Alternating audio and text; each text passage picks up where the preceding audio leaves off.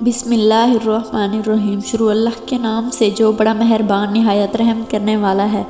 اہل سرسار کی ایک قوم جسے قوم سبا بھی کہا جاتا ہے، اللہ تعالیٰ کی بے شمار نعمتوں کے اندر زندگی گزار رہی تھی۔ یہ قوم ایک عظیم تہذیب و تمدن کی مالک تھی۔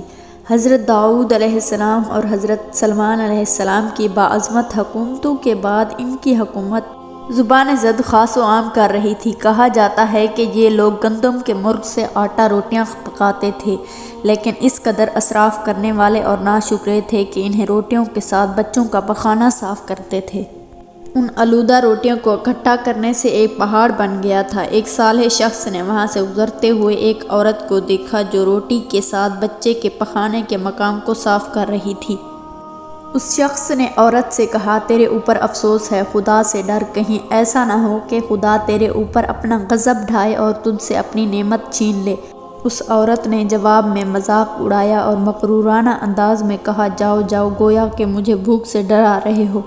جب تک سرسار جاری ہے مجھے بھوک سے کسی قسم کا کوئی خوف نہیں ہے۔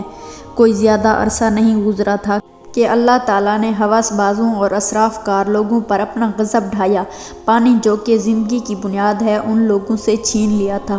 قحط نازل ہوا، بات یہاں تک پہنچ گئی کہ ان کی ذخیرہ کی ہوئی تمام غذا ختم ہو گئی۔ آخر کار وہ مجبور ہو گئے کہ انہیں آلودہ روٹیوں پر ٹوٹ پڑے، اور ان لوگوں نے اکٹھی کر کے پہاڑ کی مانند ڈھیر لگایا ہوا تھا، بلکہ وہاں سے روٹی لینے کے لیے صف لگتی تاکہ ہر کوئی وہاں سے اپنے حصے کی روٹی لے سکے۔ کفران نعمت، قحط اور ان کی بدحالی کے بارے میں متعدد روایات موجود ہیں۔ سورۃ نحل کی آیت نمبر 112 اور 113 میں یوں ارشاد ہوتا ہے کہ اللہ نے اس قریے کی بھی یہ مثال بیان کی ہے جو محفوظ اور مطمئن تھا، اس کا رزق ہر طرف سے باقاعدہ آ رہا تھا، لیکن اس قریے کے رہنے والوں نے اللہ کی نعمتوں کا انکار کیا تو خدا نے انہیں بھوک اور پیاس کا مزہ چکھایا، صرف ان کے ان اعمال کی بنا پر جو وہ انجام دے رہے تھے، اور یقیناً ان کے پاس رسول آیا تھا تو انہوں نے اس کی تقویت کر دی، تو پھر ان تک عذاب آ پہنچا کہ یہ سب ظلم کرنے والے تھے۔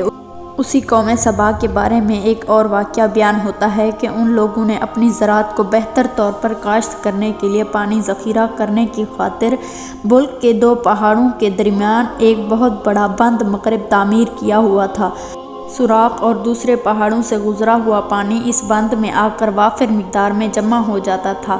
قوم سبا نے اس پانی سے صحیح طور پر استفادہ کرتے ہوئے وسیع و عریض اور بہت سے خوبصورت باغات لگائے اور کھیتی باڑی کو رونق بخشی۔ اس باغات کے درختوں کی شاخیں اس قدر پھلوں سے لدی ہوئی تھی کہ کہتے ہیں کہ اگر کوئی شخص سر پر ٹوکری رکھ کر ان کے نیچے سے گزرتا تو پھل خود بخود ٹوکری میں گرنا شروع ہو جاتے اور قلیل مدت میں ٹوکری تازہ پھلوں سے بھر جاتی۔ اس قوم کے بہت سارے دیہات اور قریے تھے، وہ بہت آباد اور آپس میں جڑے ہوئے تھے، لیکن نعمتوں کی کثرت نے انہیں شکر کرنے کے بجائے سرمست اور غافل کر دیا تھا، یہاں تک کہ ان کے درمیان بہت بڑا طبقاتی نظام وجود میں آ چکا تھا۔ ان میں صاحب اقتدار لوگوں نے کمزوریوں اور ضعیفوں کا خون چوسنا شروع کر رکھا تھا، یہاں تک کہ ان لوگوں نے خدا سے ایک اہم کانہ التماس کیا جس کا ذکر سورۃ سبا کی آیت نمبر 19 میں ملتا ہے۔ انہوں نے کہا، خدایا ہمارے سفروں کے درمیان فاصلہ زیادہ کر دے۔ انہوں نے اللہ تعالیٰ سے یہ التماس اس لیے کیا تاکہ غریبوں لوگ عمرہ اور ثروت مندوں کے ہمراہ سفر نہ کریں۔ ان کی یہ خواہش تھی کہ آبادیوں کے درمیان خشکی ہو اور فاصلہ بہت زیادہ ہو تاکہ تہ دستی اور کم آمدنی والے لوگ ان کی طرف سفر نہ کر سکیں۔ اللہ تعالیٰ نے ان مغرور پیٹ کے پجاریوں پر اپنا غضب نازل کیا۔ بعض تواریخ کے مطابق ان مغرور لوگوں کی آنکھوں سے دور صحرائی چوہیوں نے مغارب نامی کی بند کی دیواریوں پر حملہ کر کے انہیں اندر سے کھوکھلا کر دیا۔ ادھر سے بارشیں زیادہ ہوئی جن کی وجہ سے سیلاب آ گیا، اس بند میں پانی بہت زیادہ اکٹھا ہو گیا۔ اچانک بند کی دیواریں ٹوٹی، ان سے ایک بہت بڑا سیلاب آیا جس میں تمام دیہات، آبادیاں، مال مویشی، باغات، کھیتیاں، ان کے محل اور گھر پانی میں غرق ہو کر نابود ہو گئے۔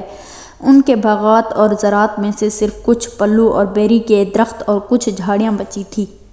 خوش الحان پرندے وہاں سے کوچ کر گئے تھے۔ کچھ الو اور کوؤں نے قوم سبا کے کھنڈرات میں اپنے گھونسلے بنا دیے تھے۔ اس بات کا ذکر سورۃ سبا کی آیت نمبر 15 اور 16 میں ملتا ہے۔